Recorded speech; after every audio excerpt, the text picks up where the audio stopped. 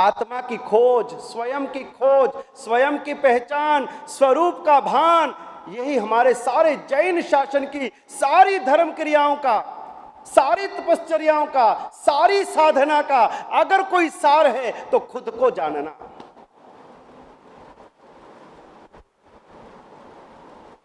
हम अपने स्वरूप को भूल चुके हैं।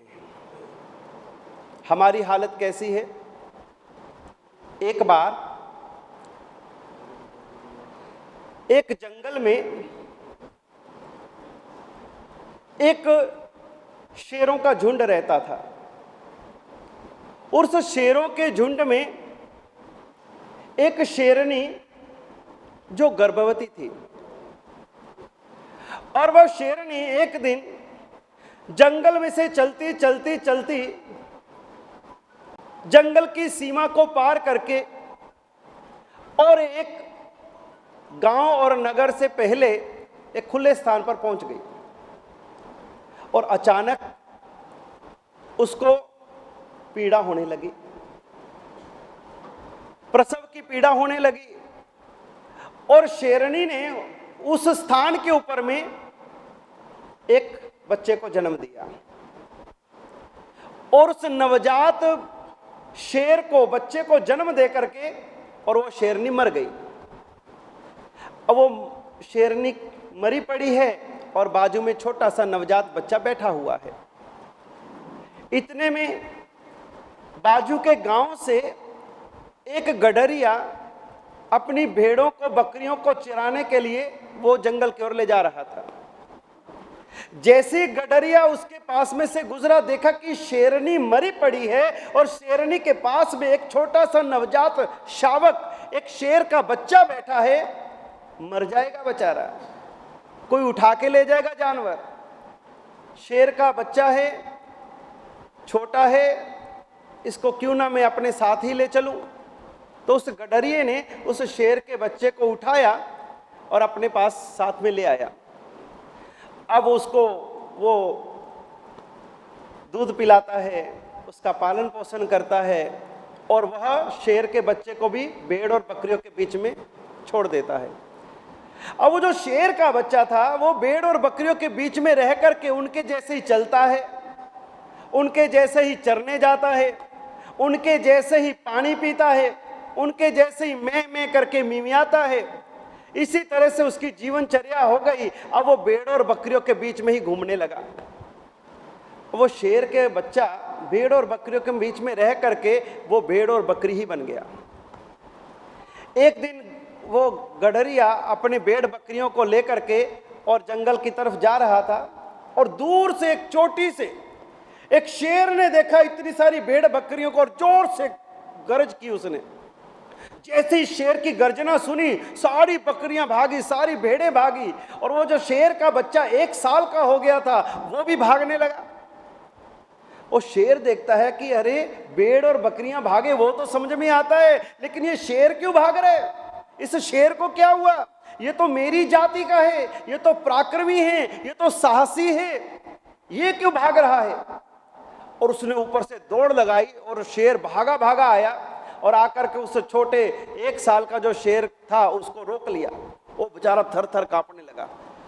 वो थर थर कांपने लगा कि आज तो गया मौत के मुंह में, आज तो पकड़ा गया, आज तो मारा गया, आज ये शेर मुझे खा जाएगा।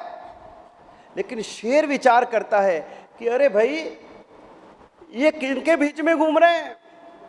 ये भेड़ और बकरियों के बीच में मेरी जाति का ये शेर और भेड़ बन करके बकरी बन के घूम रहे।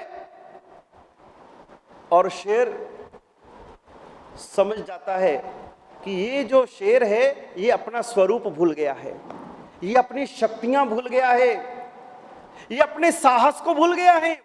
जिनके बीच में रहता है उनके जैसा बन गया है। इसको इसकी शक्ति दिखानी पड़ेगी। और वो उसको वहां से अपने साथ पकड़ करके और नदी के किनारे, सरोवर के किनारे ले आता है। वहां पर पानी था। उस पानी में शेर ने उसको उसका मुंह दिखाया और उसको कहा कि अरे देख तू कौन है, तो तेरे रूप को देख, तेरे स्वरूप को देख, तेरी शक्ति को देख। जैसा मैं हूं वैसा ही तेरा रूप है।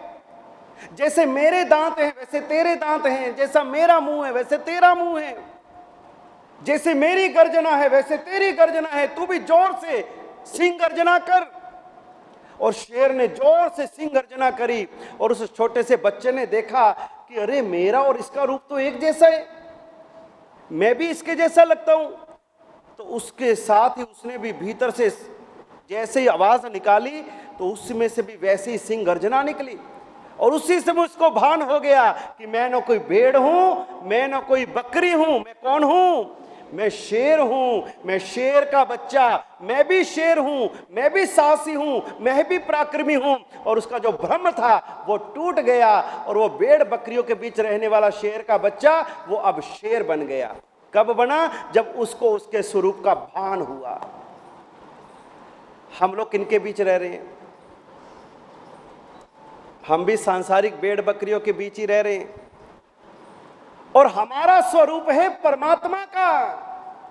अरिहंत के जैसी हमारी आत्मा है, सिद्ध के जैसी हमारी आत्मा है, महावीर के जैसी हमारी आत्मा है, तीर्थंकरों के जैसी हमारी आत्मा में शक्ति है, वो साहस है, वो शौर्य है, वो गुण है हमारी आत्मा में। लेकिन इन संसारिक लोगों के बीच में रह करके हम भेड़ और बकरियां बन गए हैं।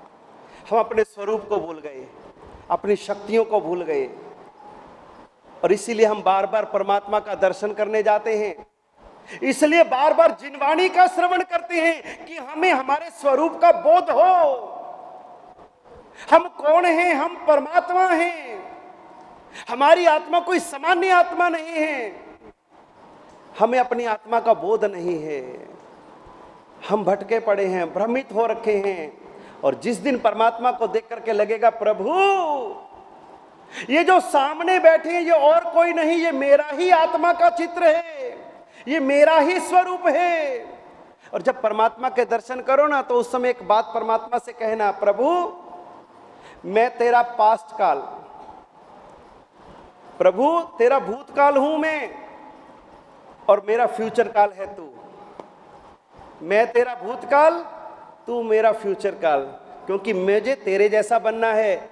और आज जो मैं हूं कभी तू मेरे जैसा था, पिछले जन्मों में तू मेरे जैसा ही था, लेकिन तुमने अपने स्वरूप को जान करके, पहचान करके और इस परम स्वरूप को प्राप्त कर लिया। लेकिन मैं अभी भटक रहा हूं, मुझे मेरा स्वरूप नहीं मिला। इसलिए प्रभु का दर्शन करते हैं ताकि हमें हमारा स्वरूप, हमारे गुण, हमारी दशा, हमारी वितरागता हमें याद आए और हम उसमें लीन हो जाएं।